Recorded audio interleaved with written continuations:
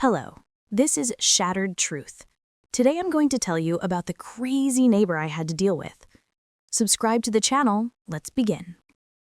I noticed the new cameras across the fence the same morning the HOA violation slipped under my door. The lenses stared into my patio like unblinking pupils, and the paper, with its clipped tone, accused me of storing construction debris beside the hydrangeas I never planted. I had not stored anything.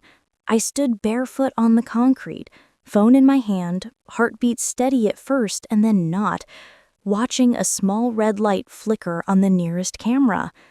It tracked me. I lifted my arm as if to test the range and felt the invisible line of a neighbor's attention tighten.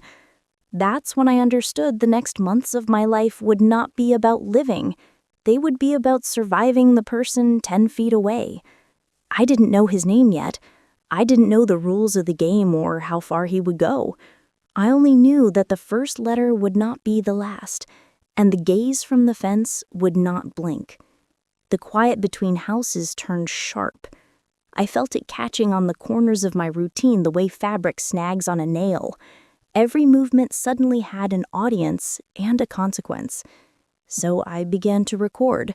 Not with a lens, but with memory and momentum. I would not allow my story to be drafted by anonymous complaints and a red LED. Redwood Heights looks tidy in photos. Stacked townhomes, thin strips of lawn, identical mailboxes like teeth in a row. I moved here for a clean lease and a promise of predictability. My work bled into evenings, and I needed a place where the variables felt contained. The first weeks were practical. Boxes flattened, utilities set, a narrow bookcase against a wall that seemed almost too thin to trust. I learned the rhythms of the building. The early garage door, the nightly package deliveries, the distant buzz of lawn tools every other Tuesday. Nothing about the place suggested conflict. Nothing suggested obsession. The house next door sat vacant for a month. Then a moving truck appeared before dawn and disappeared before noon. I heard steps on the other side, measured and heavy, and the faint scrape of metal against tile. No music, no laughter, no introductions on the landing, just a presence settling in like a forgotten draft. I went on with my routine and expected he would go on with his. The cameras arrived before his name did. The letter followed the cameras. I took a photo of both, saved them in a folder, and wrote a timestamp in the Notes app. If the shape of my life was going to be altered, I wanted a record of the pressure points. 2 mornings later, a second letter warned about late-night noise. I scrolled my sleep tracker and saw a flat line. My nights were quiet, my steps light, my television volume low enough that captions felt necessary. I walked the rooms, scanning for any object that might vibrate against drywall. Nothing. When I set my trash outside for collection, the bin was already tipped, and the bag was opened, its contents rearranged on my porch like a staged photo. Items I never bought sat among my receipts. Empty beer cans, a crumpled flyer for a show I hadn't heard of. I recognized the tactic: contaminate the scene, rewrite the narrative, force me to defend what never happened. I picked up each can with gloved hands and dropped them into a fresh bag. I photographed the scene. I emailed building management a calm report. By noon, a third camera appeared above the first, canted toward my bedroom window, and a small speaker chirped as if testing its voice. I felt a chill that had nothing to do with temperature. Someone across that fence wanted more than privacy. He wanted influence. I angled my blinds, adjusted my schedule, and felt the walls breathe closer. The HOA inspection notice listed the time and day of their visit and requested access to my patio. I left work early to be home. No one came. Instead, I returned to find a fourth letter wedged under my doormat, this one claiming I had blocked entry. The smallest panic is the most corrosive, the sense you are accused of a thing while standing in the proof of its impossibility. I sat down on the floor and steadied my breath, then opened my laptop. I drafted a precise message to the HOA. I had been home, I had documented my presence, I was available to reschedule. A sound thumped through the wall. Not a knock, a deliberate impact, measured and slow. I walked to the shared divider and looked at the paint, counting beats. 3 seconds, thump. 3 seconds, thump. It went on for 11 minutes, then stopped. I wrote the duration in my notes. When I stepped back, my phone buzzed with a push notification from an unknown neighborhood app I hadn't installed. The app's icon pulsed like a heartbeat. My name appeared on a list labeled Community Concerns. The list had one author, and his profile photo was a close crop of an eye. I tapped the profile, saw no details, and closed the phone. The red LEDs on the fence glowed a little harder. I adjusted. I cut my workouts to mornings, left in the middle of the day, returned near dinner. Every exit drew a shift in the cameras, every return a new angle. The thumbs became a schedule. 3 in the afternoon, 9 at night, 6 in the morning. I learned not to react to the exact beats. I learned to respond only in logs and letters. I installed a motion sensor inside my own home, not pointed outward, not toward the fence, but inward, to capture my own movements with perfect timestamps. I wanted a map of my life I could trust. Packages began to disappear. At first it was small, a book, a roll of tape, then larger, a set of shelves gone in an hour, a mat for the door lifted before I reached the stairs. When I filed a report with the carrier, they sent me a photo of the delivery. The image showed the box at my threshold and the edge of a shoe in the frame, a shoe with a reflective stripe. The neighbor's camera stared at the exact same angle but offered me nothing. I took the photo and added it to my folder. I labeled it with a single word: proximity. Management finally scheduled a joint visit. The HOA rep arrived with a clipboard and a practiced smile. The neighbor opened his door without invitation. He had the kind of stillness that reads as politeness until you notice the calculation behind it. He never looked at me. He looked at my doorknob, at my shoes, at the small chip in the paint near the frame. He spoke in the measured tone of someone who practices winning. He described my late-night noises with moral precision and referenced building policy with an intimacy that suggested repetition.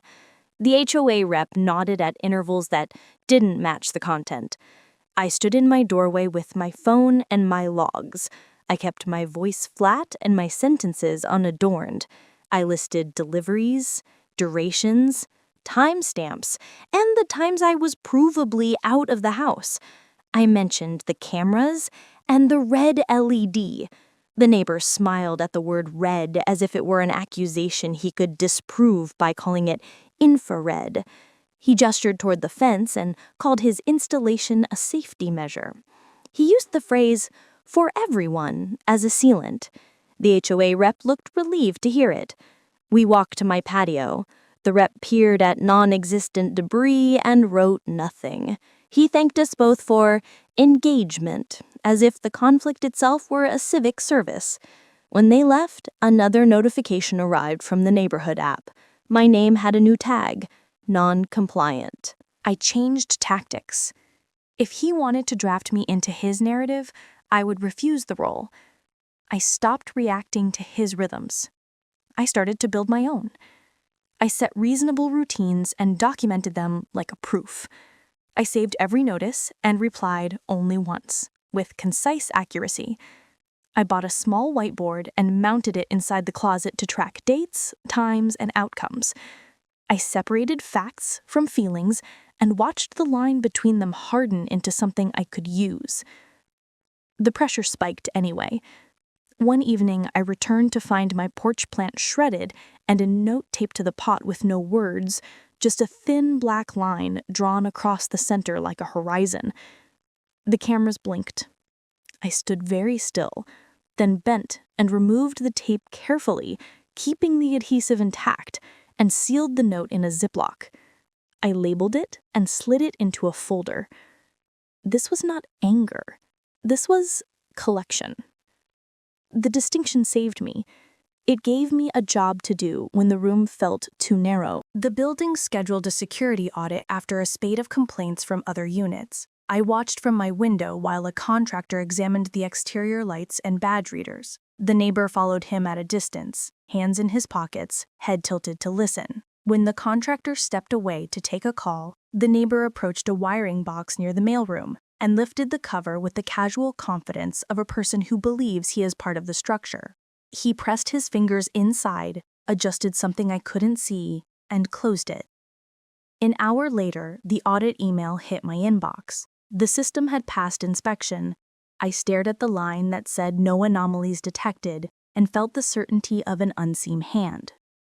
That night, the thumbs stopped. In their place came a softer tactic, a slow drip of small conveniences stolen. The garage opener failed, the laundry card reader blinked and refused my balance, my key stuck in the front lobby door just long enough to make me late for everything. The building became a maze designed not to trap, but to delay. It was efficient, precise, and deniable. I wrote to management again, careful and spare. I asked for maintenance checks and received thank you replies. I watched the cameras and waited for the next move. The next morning, I found a notice posted near the mailboxes announcing a resident mediation session. The flyer listed my unit number and the neighbors. It framed the event as a voluntary conversation. I read the words and felt the structure of the trap. A conversation would render my notes into opinions and his opinions into equivalences. It would reset the board to 0. I took a photo of the flyer and did not sign up.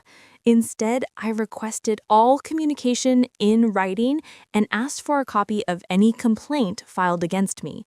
The request felt like a small stone placed in a river to alter the current. It was not dramatic, but it changed the flow. The neighbor responded by raising the stakes. A utility bill arrived with a sudden spike. Management shrugged into email form. I called the company and asked for a meter check. The tech came at noon, a quick visit with a handheld device and a quiet conclusion. Nothing unusual detected.